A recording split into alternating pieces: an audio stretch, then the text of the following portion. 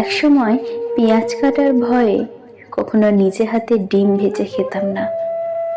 হাত কালো হয়ে যাবে তাই আলু কাটতাম না। সবজি কাটার ভয়ে মা যখন রান্নাঘরে ঢুকতো তখন তার আশেপাশেও থাকতাম না। রান্নাঘরে ঢুকতাম না যদি হাত পুড়ে যায়, আর পোড়ার দাগটা যদি থেকে যায় কি বিশ্রী ব্যাপার হবে।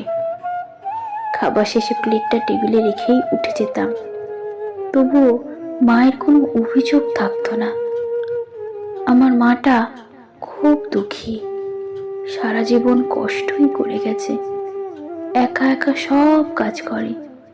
কখনো বলেনি আমার মেয়েটা কোনো কাজ করে না, বরং বলে আমার মেয়েটার কাজ করার প্রয়োজনই নেই, মেয়েটা সারাদিন খুব খাটুনির উপরে থাকে। আজ যখন পেঁয়াজ কাটি, সবজি কাটি, আলু কাটি, রান্না করি,